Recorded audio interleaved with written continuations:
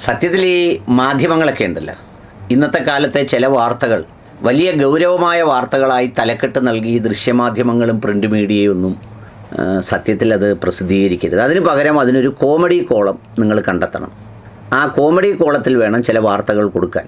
സംഗതി എന്താണെന്ന് വെച്ചാൽ, ഈ അറബിക് റെസ്റ്റോറൻറ്റുകളുടെ വരുമാന സ്രോതസ് അന്വേഷിക്കണം എന്നാവശ്യപ്പെട്ട് NIAക്ക് കൊടുത്തൊരു മറുപടിയിൽ അയാൾക്ക് കിട്ടിയ പബ്ലിസിറ്റി എന്താ, അറബിക് റെസ്റ്റോറൻറ്റുകൾക്ക് കിട്ടിയ പബ്ലിസിറ്റി എന്താ? ഇത് രണ്ടും സത്യം പറഞ്ഞാൽ ഭയങ്കര രസകരവും എന്താ പറയുക കൗതുകകരവുമായ ഒരു ആവശ്യമാണ്. അതിനെ വല്ല ബോബനും മോളിയും പോലുള്ള പണ്ടത്തെ ആ കോളങ്ങളിലോ അല്ലെ കുഞ്ചുകുറുപ്പിലോ അല്ലെങ്കിൽ അതുപോലെയുള്ള വേറെ ഏതെങ്കിലും കോമഡി പേജുകളിലോ ഒക്കെ മാറ്റി അത് പ്രസിദ്ധീകരിക്കുക എന്നുള്ളതാണ് ഏറ്റവും പ്രധാനപ്പെട്ട ഒരു കാര്യം. അല്ലാതെ ഈ അറബിക് റെസ്റ്റോറൻറ്റുകളുടെ പിന്നിലുള്ള സാമ്പത്തിക സ്രോതസ്സുകളെക്കുറിച്ച് അന്വേഷിച്ച് എന്നാൽ അതെല്ലാം അറബ് നാടുകളിൽ നിന്ന് ഇവിടേക്ക് വരുന്ന കാശാണ് എന്ന് വിശ്വസിക്കുന്ന ഏതെങ്കിലും ഒരു വിഡ്ഢി അവൻ്റെ തലയിലിരിക്കുന്ന തലച്ചോറ് മൂട്ടിലാണ് എന്നുള്ളത് ബോധ്യപ്പെടുത്തും വിധം ഇങ്ങനെയൊന്ന് കാണിക്കുമ്പോഴേക്കും അതിൽ തൂങ്ങിക്കിടന്ന് എല്ലാവരും അങ്ങ് അന്വേഷിക്കുകയാണ്. അപ്പോൾ അങ്ങനെയാണെങ്കിൽ എനിക്കും ചില വിഷയങ്ങളെക്കുറിച്ച് ഗൗരവമായി അന്വേഷിക്കേണ്ടതുണ്ട്. വർഷങ്ങളോളം ഇന്ത്യയിൽ കോളനൈസേഷൻ നടത്തിയവരാണ് ബ്രിട്ടീഷുകാർ അഥവാ ഇംഗ്ലീഷുകാർ.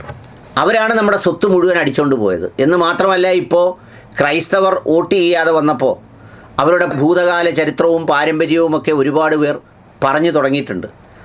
അതുകൂടാതെ ഇപ്പോൾ ഭജൻസിൻ്റെ ആ വിഷയത്തിലും ആ ക്രൈസ്തവ മതത്തെക്കുറിച്ചും അതുപോലെ തന്നെ അധിനിവേശത്തെക്കുറിച്ചുമൊക്കെ വലിയ ചർച്ചകൾ നടക്കുന്നൊരു കാലമാണ്. അതുകൊണ്ട് ഇന്ന് കേരളത്തിൽ പ്രവർത്തിക്കുന്ന ഇംഗ്ലീഷ് മരുന്ന് കടകൾ, ഇംഗ്ലീഷ് മെഡിക്കൽ സ്റ്റോർ, അതിന് പിന്നിലുള്ള ഇംഗ്ലീഷുകാരുടെ പങ്ക് നിർബന്ധമായും അന്വേഷിക്കേണ്ടത് വളരെ അത്യാവശ്യമുള്ള കാര്യമാണ്. കാരണം പല സന്ദർഭങ്ങളിലും ഇംഗ്ലീഷുകാരായ ചില ആളുകൾ മെഡിക്കൽ സ്റ്റോറിൽ കയറിയിട്ട് പോകുന്നത് ഞാൻ കണ്ടിട്ടുണ്ട്. അവരിറങ്ങിപ്പോകുമ്പോൾ അത് നോക്കി ബോർഡ് വായിക്കാറുണ്ട്. എന്നിട്ട് അവരൊരു ഒരു ആത്മാനുഭൂതി പോലെ ഇംഗ്ലീഷ് മെഡിക്കൽ സ്റ്റോർ, ഇംഗ്ലീഷുകാരനായ എൻ്റെ മെഡിക്കൽ സ്റ്റോർ എന്നൊക്കെ പറയുന്ന ഒരു ഭാവം ഞാൻ പലപ്പോഴും കണ്ടിട്ടുണ്ട്. അതുപോലെ തന്നെ നമ്മുടെ രാജ്യത്തിൻ്റെ വലിയ ഒരു ശത്രുവായ, നമ്മുടെ അതിർത്തിയിൽ നിരന്തരം പ്രശ്നം ഉണ്ടാക്കുന്ന, നമ്മുടെ അതിർത്തിയിൽ അരുണാചൽ പ്രദേശിലൊക്കെ വലിയ പ്രശ്നങ്ങൾ സൃഷ്ടിക്കുന്ന ചൈനയുടെ ഇടപെടൽ കേരളത്തിൽ ധാരാളമായുണ്ട്. എത്ര പേർക്കറിയാതെ? ഈ പരാതി അയച്ച ആൾ ഒരുപക്ഷെ അത് ശ്രദ്ധിച്ചിട്ടുണ്ടാവില്ല, മാധ്യമങ്ങളും ശ്രദ്ധിച്ചിട്ടുണ്ടാവില്ല. ചൈനീസ് റെസ്റ്റോറൻറ്റുകളുടെ പിന്നിൽ ചൈനയുടെ കറുത്ത കൈകളുണ്ട്. കാരണം ചൈനയുടെ പണമാണ് ഈ ചൈനീസ് റെസ്റ്റോറൻറ്റുകളിൽ മുഴുവൻ ഒഴുകുന്നത്.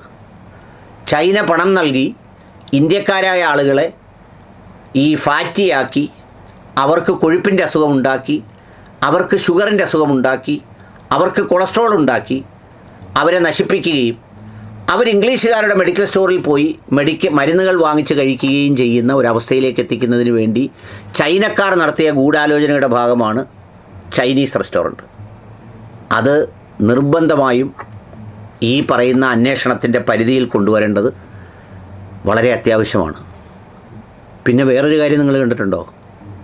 ഇംഗ്ലീഷ് മെഡിക്കൽസ് അല്ലേ ഞാൻ നേരത്തെ പറഞ്ഞേ. ഇന്ത്യ മുഴുവൻ തന്ത്രപരമായി, കേരളത്തിൽ പ്രത്യേകിച്ച്, നമ്മളെ പിടിച്ചെടുക്കാനും കോളനിവൽക്കരിക്കാനും നമ്മുടെ ജനാധിപത്യത്തെ അട്ടിമറിക്കാനുമുള്ള ഗൂഢോദ്ദേശത്തോടെ മതം മാറ്റവും ലക്ഷ്യമാക്കിയാണ് പീറ്റർ ഇംഗ്ലണ്ട് ഷോറൂമുകൾ ഒരുപാടെണ്ണം കേരളത്തിൽ പ്രവർത്തിക്കുന്നുണ്ട്. അത് ഇംഗ്ലീഷുകാരനായ പീറ്ററിൻ്റേതാണ്. അവൻ ഇംഗ്ലണ്ട് എന്ന പേരിട്ട് ആ പീറ്ററിൻ്റെ നേതൃത്വത്തിൽ നടത്തുന്ന എന്ന് പറഞ്ഞാൽ, അവിടെ നമ്മൾ കയറി ചെന്നാൽ നമ്മളൊരു ഉടുപ്പ് ട്രയൽ എടുക്കാനായിട്ട് തന്നിട്ട് ചെവിയിൽ പറയുന്നത് യേശു ക്രിസ്തു നിന്നെ അനുഗ്രഹിക്കട്ടെ എന്നാണ്. അതുകൊണ്ട് പീറ്റർ ഇംഗ്ലണ്ട് ഷർട്ട് അത് നിർബന്ധമായും അന്വേഷിക്കേണ്ടത് വളരെ അത്യാവശ്യമുള്ള കാര്യമാണ്.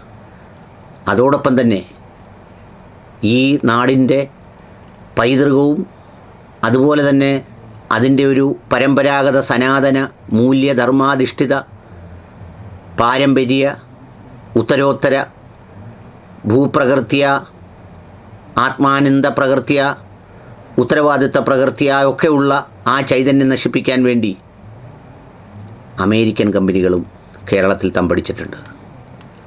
ആ കമ്പനികളുടെ പ്രധാനപ്പെട്ട സംഗതി അമേരിക്കൻ ടൂറിസ്റ്റ് എന്ന് പറഞ്ഞിട്ട് ഒരു ട്രോളി ബാഗ് വ്യാപകമായി വിതരണം ചെയ്യുന്നുണ്ട്. അതിൻ്റെ സിബ്ബുകളിലും ആ സിബിനകത്തുമൊക്കെ പലതരത്തിലുള്ള ഗൂഢമായ ഉദ്ദേശത്തോടെ പണവും മറ്റുള്ള കാര്യങ്ങളുമെല്ലാം ഈ ക്രൈസ്തവ മതവിശ്വാസികൾക്കും ഇസ്ലാം മതവിശ്വാസികൾക്കും കിട്ടത്തക്കവണ്ണം വിധം ഇത് കടകളിൽ വ്യാപകമായി വിതരണം ചെയ്യുന്നുണ്ട്. അതും പ്രത്യേകം ശ്രദ്ധിക്കേണ്ടത് വളരെ അത്യാവശ്യമാണ്.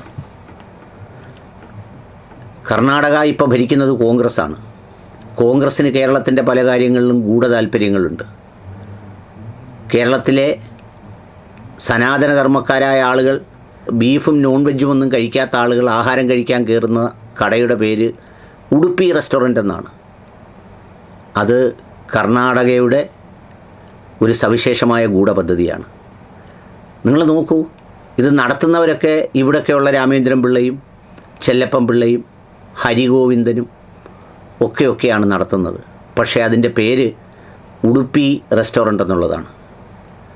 അതും ഇതേ ലക്ഷ്യത്തോടെയാണ്. ചുരുക്കത്തിൽ Arabian restaurant, Chinese restaurant, Peter English medical store, Udupi restaurant അടക്കമുള്ള വ്യത്യസ്ത പേരുകളിൽ കേരളത്തിൻ്റെ സനാതന മൂല്യങ്ങളെയും ധർമ്മങ്ങളെയും അതിൻ്റെ പാരമ്പര്യത്തെയും അതിൻ്റെ ഉജ്ജ്വലമായ ഭൂതഭാവി ഗുളിക ഗണിത കാലഘട്ടത്തെയൊക്കെ തകർക്കുന്ന ആ ഗൂഢലക്ഷ്യത്തിനെതിരെ അന്വേഷണം നടത്തണമെന്ന് വിനയപൂർവ്വം ഞാൻ അഭ്യർത്ഥിക്കുന്നു.